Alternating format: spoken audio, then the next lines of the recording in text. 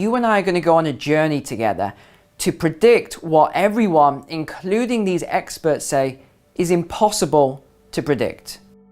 Exactly how the upcoming housing crash is going to occur step by step. Between the year 2000 and 2005, home prices across the USA grew by a staggering 50% in just 5 years. By 2005, 40% of all house purchases were as investments or second homes. 40%. And this, ladies and gentlemen, begins stage one, where a house no longer becomes a home. Speculation from investors and, more importantly, REITs push house prices up in that area, forcing families out of the affordability range for many houses. REITs, if you don't know, are real estate investment trusts, and they only buy the best houses in the best areas, which therefore skyrockets the price and forces out a lot of good everyday families. Financial institutions in particular, and the majority driven by the shadow banking sector, which I'm a huge critic of, as many of you know. I really don't like the shadow banking sector, were responsible for most of these loans, which were on ARMs, which stands for adjustable rate mortgages. Not good mortgage products in my opinion. These are also known as variable rate mortgages in other countries outside of the US. The idea or the dream that was sold to people was that in 2 years' time, you could refinance your house and get a fantastic new introductory rate mortgage, and therefore release even more equity from your house. The con was that you could just keep doing this and using houses, which really are homes, as your cash cow to live the millionaire lifestyle. This was, of course, a huge lie, and this is where stage two began. The brokers got rich by selling these mortgage products to just about anyone.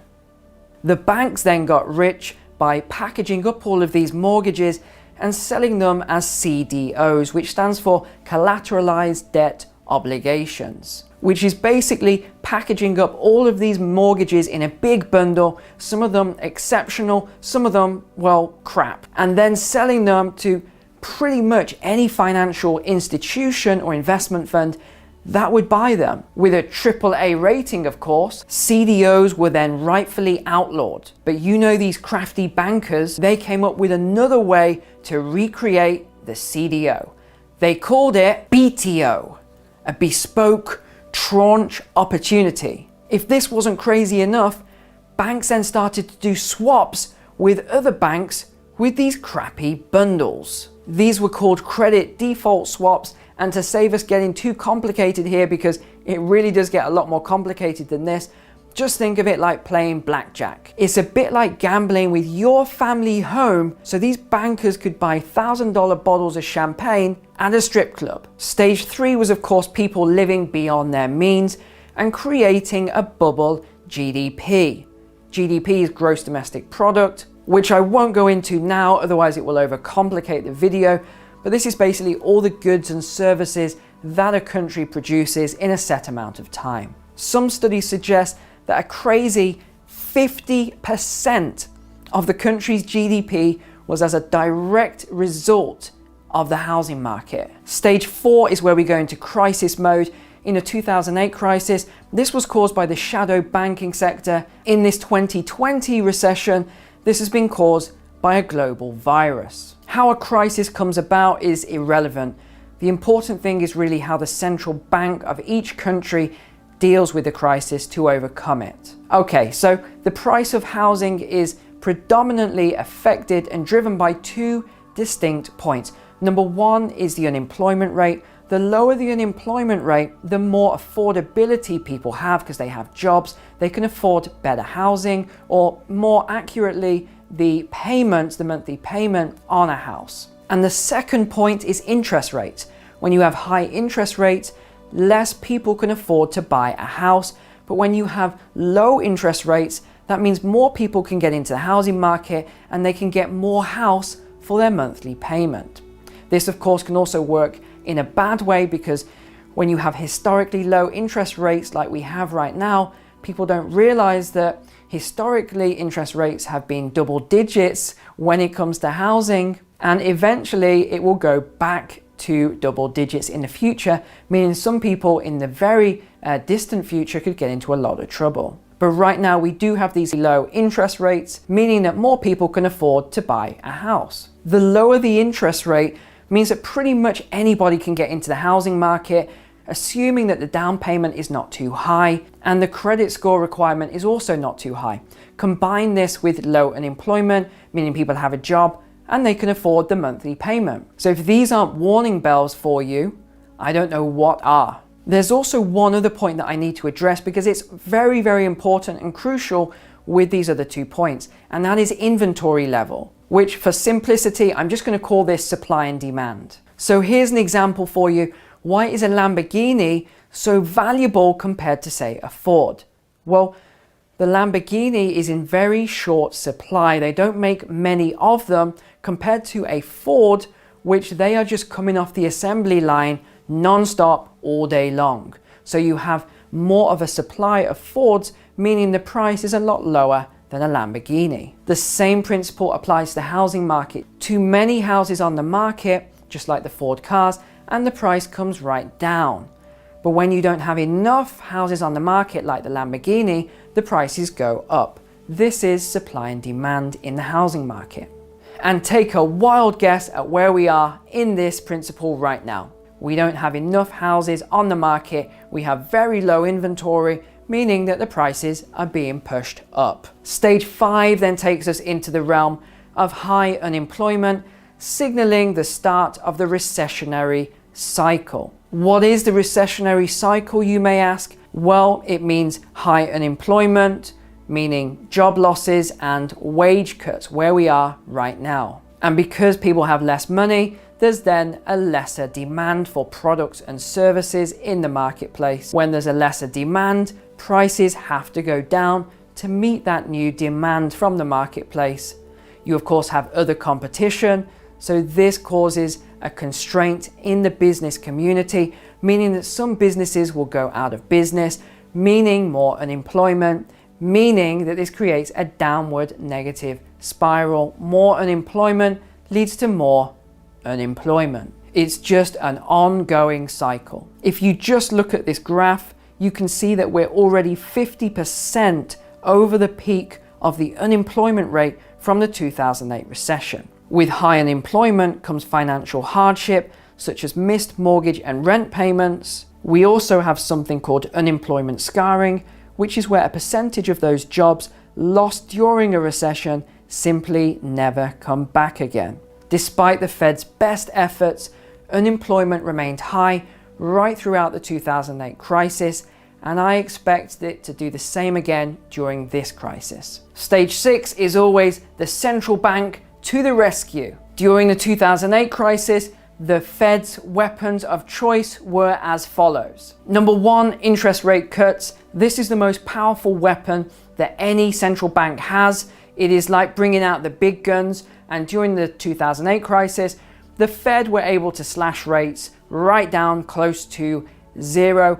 What this does is it stimulates the economy. It allows business owners and people in general to borrow money very cheaply, and therefore stimulating the economy. Number 2 was targeted assistance to failing or struggling financial institutions. Number 3 is quantitative easing, a term the Fed hates us to use. They call it large-scale asset purchases, which means buying up lots of longer-term debt issues by the federal government, Fannie Mae and Freddie Mac. Come to think of it, that's not a bad role for a central bank to have, to create currency out of thin air, and then to loan it to the government with interest, so they have to pay it back on money that didn't exist in the first place. Right now, central banks only have 2 out of these 3 options available to deal with this financial crisis. And unfortunately, their most powerful weapon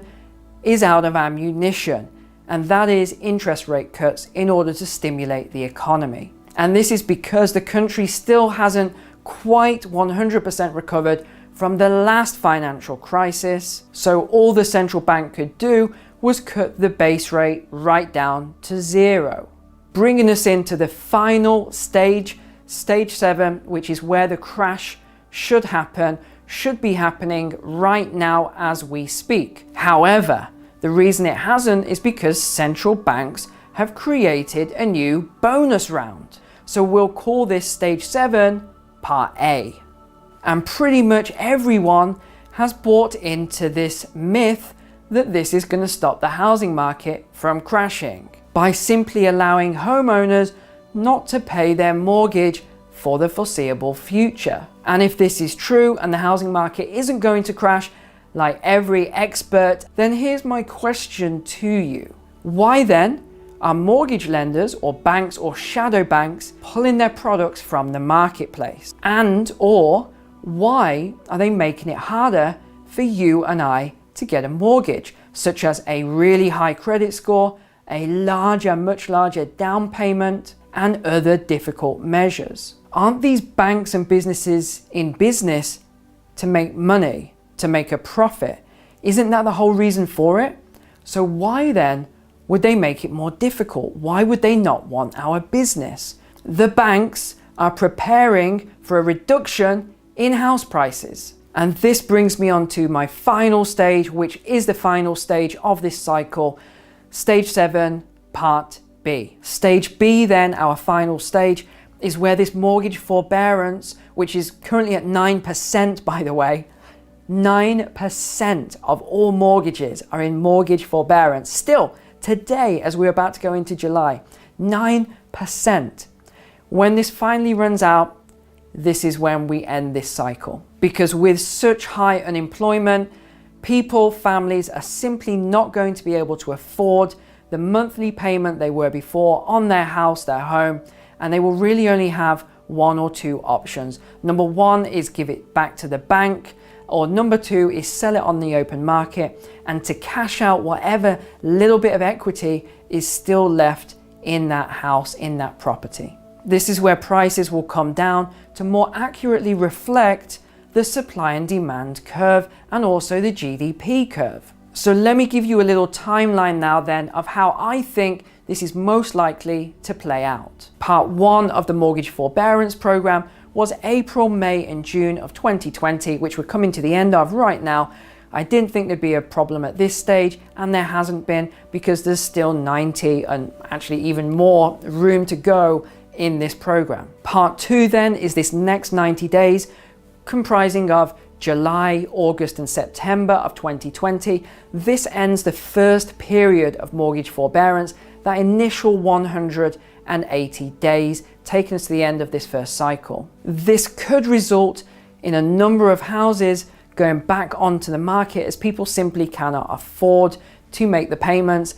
I don't think we're still going to have a major problem at this stage, but we probably will see some of these houses come to market during this period. As we know, the government and the Fed are doing their best to keep this show on the road with mortgage forbearance programs, which could even get extended, or printing of more currency, not money, printing of more currency, or just digitally injecting more currency through stimulus into the economy. So just because we haven't seen a crash by April of 2021, it doesn't mean that it isn't coming, it's just been delayed. Or it could have showed up as another economical marker, such as high inflation, where the value of your house has actually gone up significantly, or should I say the price has gone up significantly, but the value of your house pretty much hasn't changed.